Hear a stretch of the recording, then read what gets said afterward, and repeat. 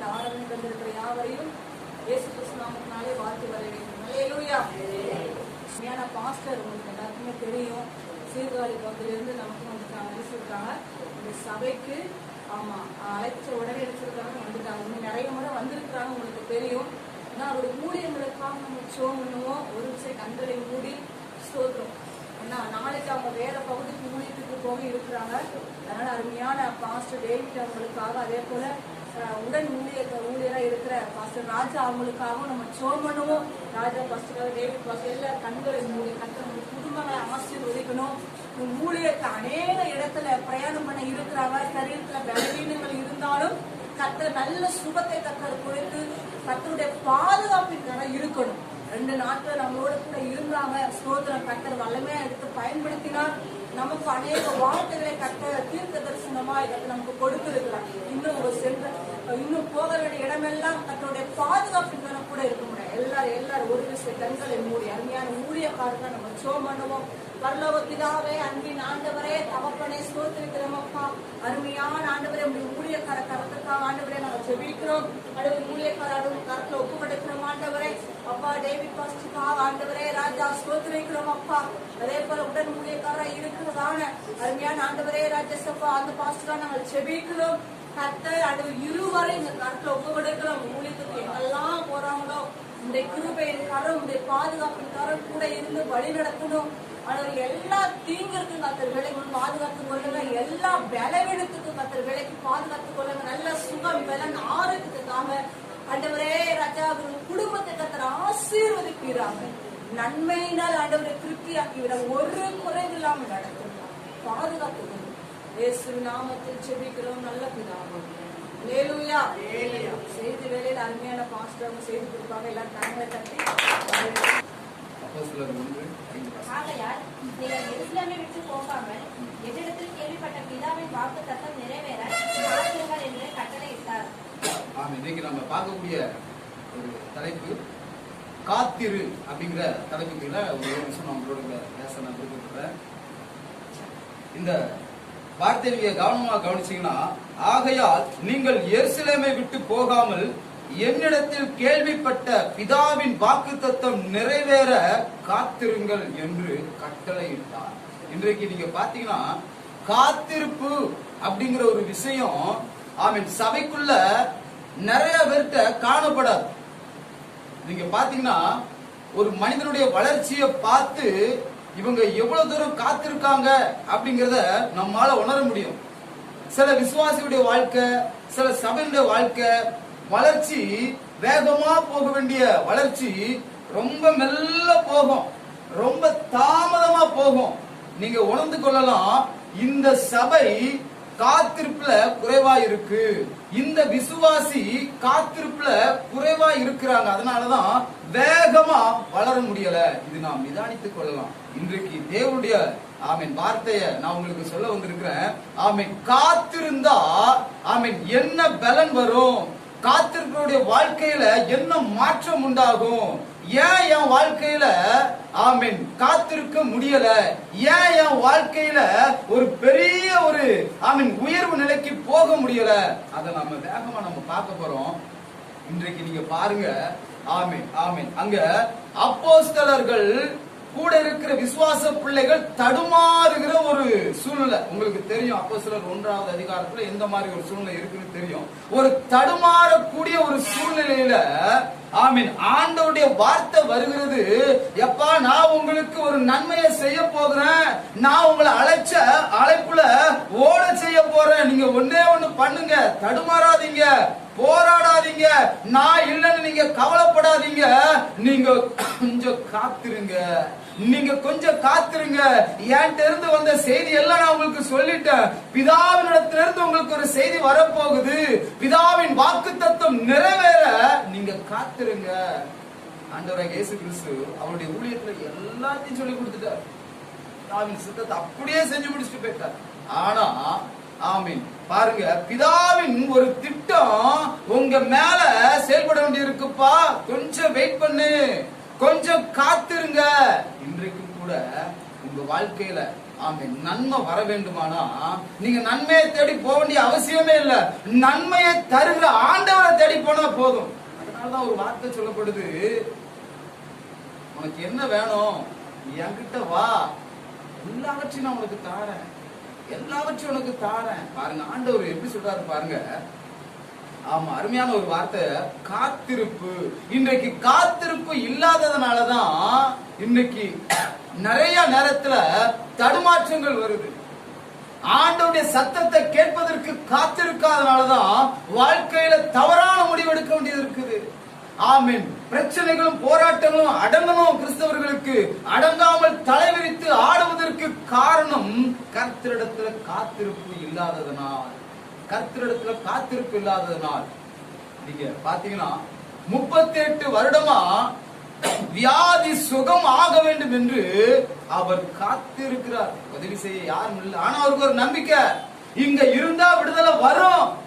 உதவி செய்ய ஆள். அதான் அவர் சொல்றாரு, எப்பா என்னப்பா உன் நிலைமை, என்ன கொண்டு போய் தண்ணிக்குள்ள முக்கிய எடுக்க ஆளு இல்ல, ஆனா நான் காத்திருக்கேன். வியாதிதான், ஆனா நான் காத்திருக்கேன், எனக்கு எப்பமாவது விடுதலை வரும்.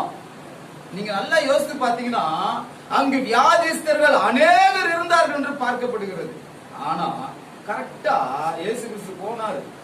எப்ப உனக்கு என்னப்பா பிரச்சனை, ஆண்டவரே உங்களுக்கே வயசு 30 தான் இருக்கும், எனக்கு வியாதியே 38 வருஷம். பாருங்க, இயேசுவை விட வியாதி கூடுனது.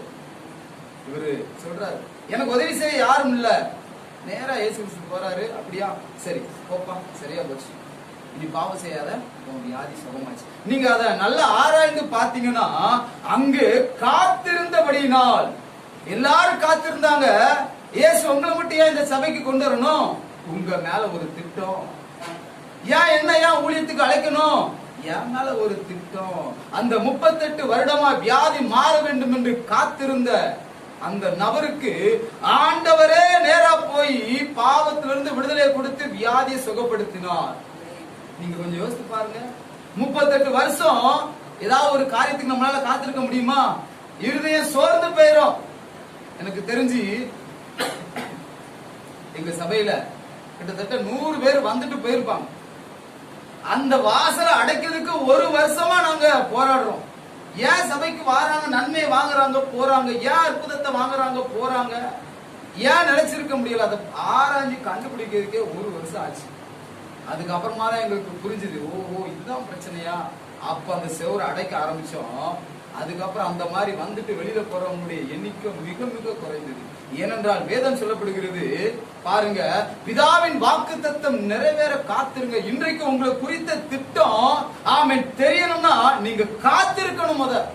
இன்னைக்கு நிறைய பேரு அவங்க மேல வச்சிருக்கிற திட்டமே தெரியாம எத்தனை பேர் இறந்து போயிட்டாங்க.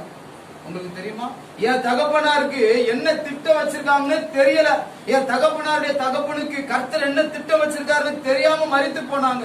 அதுக்கு முந்தினது அதுக்கு முந்தின தகப்பன் தாத்தா அவங்க என்ன தேவ திட்டம்னு தெரியாமலே வாழ்ந்து செத்து போனாங்க. அவங்களை போல நாம் இருக்கக்கூடாது. என் மேல என்ன ஆண்டவரே திட்டம், நான் எதுக்கு இந்த பூமிக்கு அனுப்பப்பட்டேன்? பவுல் ஆண்டவர் சொல்றாரு, புறஜாதியை சந்திக்கும்படிக்கு நான் அவனை தெரிந்து கொண்டப்பா. அவர் திட்டம் வெளிப்படுது. இதே போல இங்க பார்க்கும்போது அந்த வாக்குத்தத்தம் நிறைவேற காத்திருக்க வேண்டும். யோசேப்புக்கு சிறு வயதிலே சொப்பனம் உண்டானது, சிறு வயதிலே உண்டானது. அவர் சிறைச்சாலையில போய் கிடக்கிறார். ஆண்டவர் நம்மளை உயர்த்துவேன்னு சொன்னார, ஆண்டவர் எல்லா கதிர்களை பார்க்கலும் நம்முடைய கதிர்களை உயர பண்ணினார.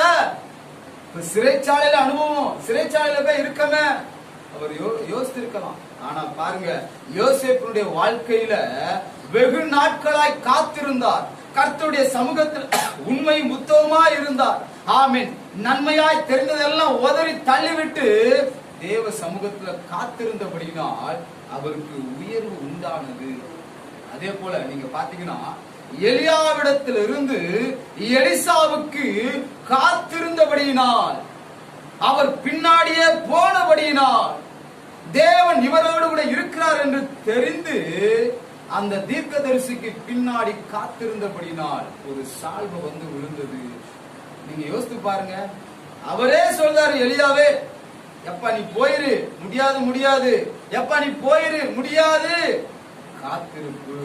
இந்த காத்திருப்பு ஒரு மனிதனுடைய வாழ்க்கையில பெரிய உயர்வை கொண்டு வரும். இந்த சத்தத்தை கேட்கிற நீங்களும் ஆண்டுடைய சமூகத்துல அதிகமாய் காத்திருப்பீர்களானால் உங்கள் வாழ்க்கையிலும் விடுதலை வரும், உங்கள் வாழ்க்கையிலும் வாக்குத்தத்தங்கள் நிறைவேறும்.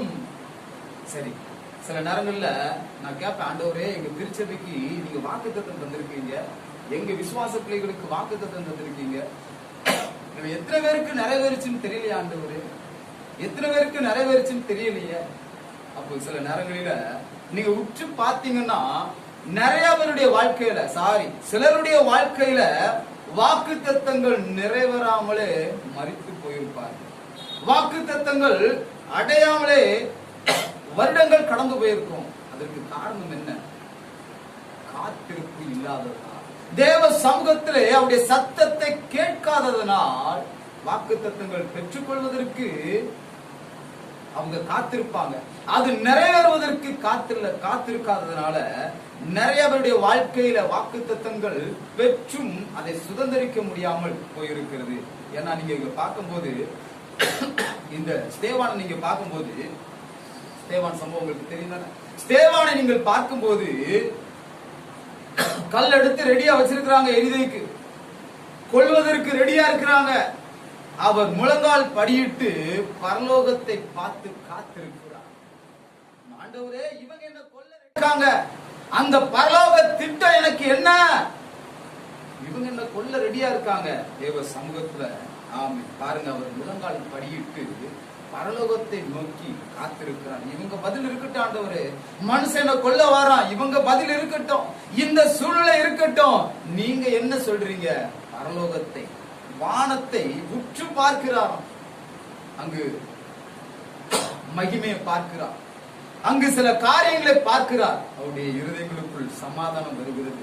இன்றைக்கும் கூட பாருங்க, காத்திருப்பு கிறிஸ்துவுடைய வாழ்க்கையில மிகவும் அவசியமானது.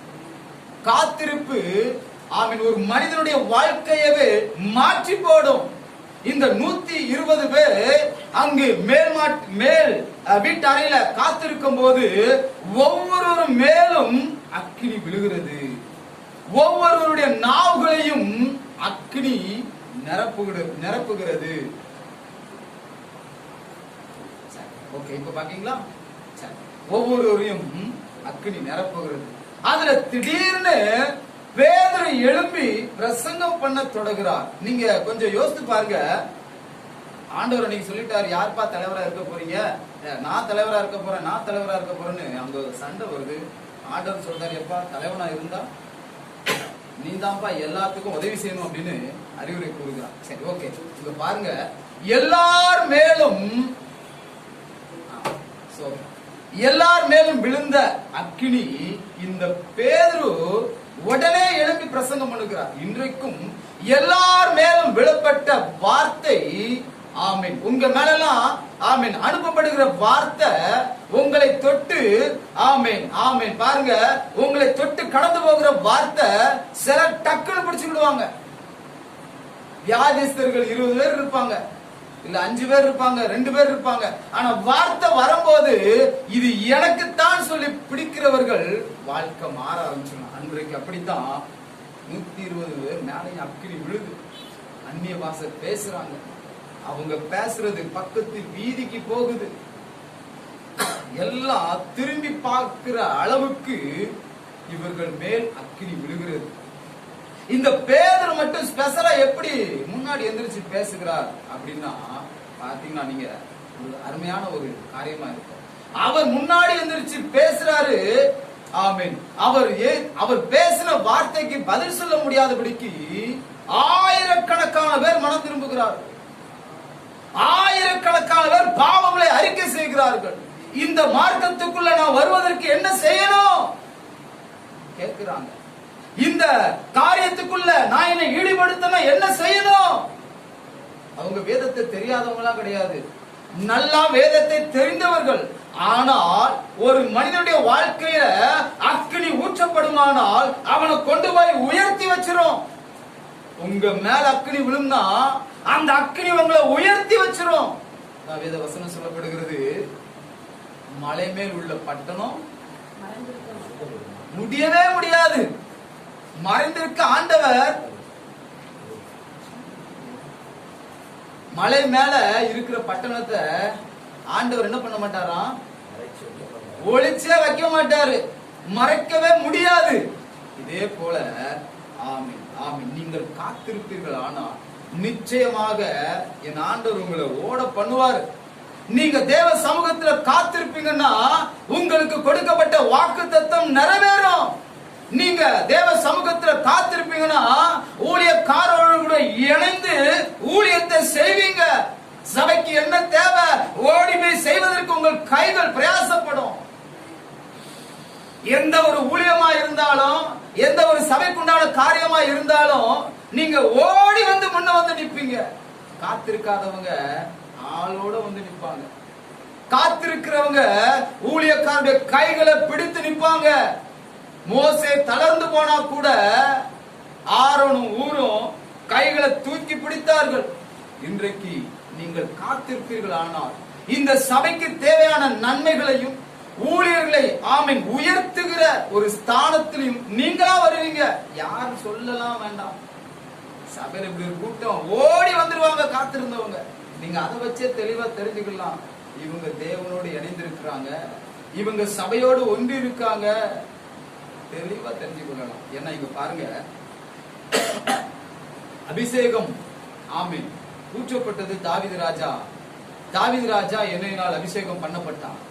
ஆனா ராஜாவாக மாறல. அது தெரிஞ்சதுதானே? அபிஷேகம் பண்ணப்பட்ட அவருக்கு ராஜாவாக மாறக்கூடிய சூழ்நிலை வரல.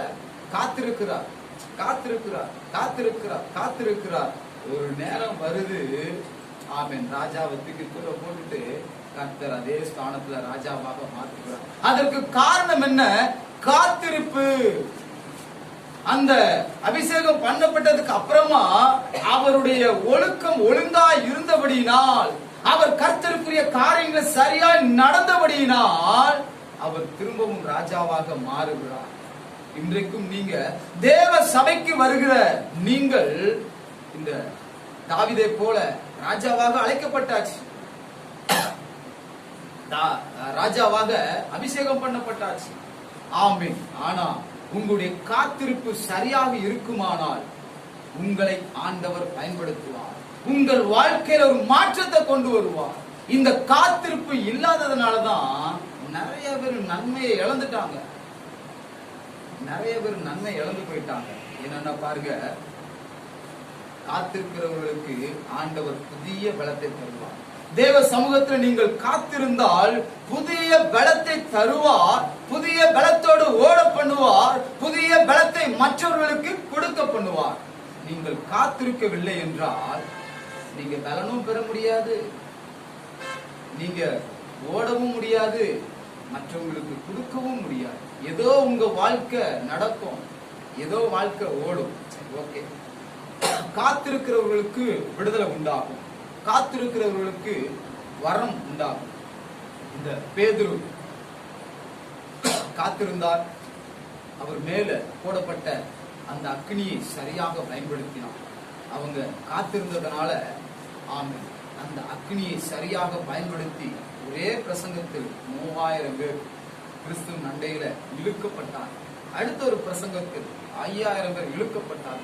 அடுத்து அவங்க பண்ணுகிற பிரசங்கத்தில் எல்லாம் ஜனங்கள் சபையில் இழுக்கப்பட்டார். இதற்கு காரணம் அவர்கள் காத்திருந்தபடியால். நீங்களும் உங்கள் வாழ்க்கையில் காத்திருப்பீர்கள், ஆனால் நிச்சயமாகவே என் ஆண்டவர் உங்கள் வாழ்க்கையை மாற்றுவார். அதற்காக சொல்லிப்போம். எங்கள் பரிசுத்தமுள்ள எங்கள் அன்பின் பரலோக பிதாவே, அப்படியே நீங்க கேளுங்க பார்க்கலாம். ஒருவேளை உங்க வாழ்க்கையில காத்திருப்பு இல்லைன்னா ரொம்ப கடினம். ஊழியர்கள் உங்களுக்காக பாரத்தோடு ஜெபிக்கிறார்கள். ஷக்கினா நியூ ஷக்கினா ஏஜி சபையானது அதிகமாய் உங்களுக்காக ஜெபித்துக் கொண்டே இருக்கிறது. ஊழியர்கள் குடும்பமாக உங்களுக்காக ஸ்தோத்திரம் பண்ணிக்கொண்டே இருக்கிறார்கள். உங்கள் வாழ்க்கை மாற வேண்டும் என்பதற்காக. ஆனால் நீங்களும் விருப்பப்பட வேண்டும், நீங்களும் காத்திருக்க வேண்டும், நீங்களும் பலசாலியாய் மாற வேண்டும், நீங்களும் பிசாசுகளை உங்கள் வாழ்க்கையில் அனுமதிக்காதபடிக்கு அவைகளை தடுத்து போட வேண்டும், நீங்களும் பிசாசை எதிர்த்து நிற்க வேண்டும். எங்கள் பரிசுத்தமுள்ள எங்கள் அன்பின் பரலோக பிதாவே, உம்முடைய குமாரனாகிய இயேசு நாமத்தில் நாங்கள் ஜெபிக்கிறோம் ஐயா.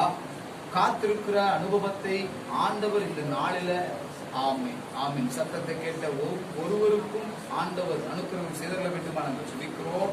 காத்திருக்கிற நேரத்தில் ஆண்டவர் நீர் பேசுவீரார், காத்திருக்கிற நேரத்தில் ஆண்டவர் விடுவிக்கிறார், காத்திருக்கிற நேரத்தில் அக்னியினால் நிரப்புகிறார், அபிஷேகத்தை கொடுப்பீரார், வரங்களை கொடுப்பீராக, பிசாசுகளை துரத்துகிற கிருபைகள் பெருகட்டுமா நாங்கள் ஜெபிக்கிறோம் ஐயா. இவர்கள் குடும்பத்தில் என்ன நடப்பது என்று ஆண்டவரை காத்திருக்கிற நேரத்தில் நீர் பேசுவீராக. ஆண்டவரே, இந்த திருச்சபையில் என்ன நடக்குது என்பதை காத்திருக்கும் போது காண்பித்து கொடுப்பீராக. இந்த கிராமத்துல எந்த மாற்றத்தை கொண்டு வர வேண்டும் என்று காத்திருக்கிற நேரத்தில் ஆண்டவர் கற்றுக் கொடுப்பீராக. காத்திருக்கிற ஒவ்வொருவருக்கும் என் ஆண்டவர் பலத்தை கொடுத்து ஆசீர்வதி. நீ பயப்படாதே, நான் உன்னோடு கூட இருக்கிறேன்னு சொன்ன வாக்கு தத்துவத்தின்படி காத்திருக்கிற ஒவ்வொருவர்களுக்கும் ஆண்டவர் நீ நடத்த வேண்டுமா, பலப்படுத்த வேண்டுமா நாங்கள் ஜெபிக்கிறோம். தொடர்ந்து ஆண்டவரே சத்தத்தை கேட்ட ஒவ்வொருவரையும் ஆசீர்வதி, பலப்படுத்துங்க, பெரிய காரியங்கள் செய்யும்.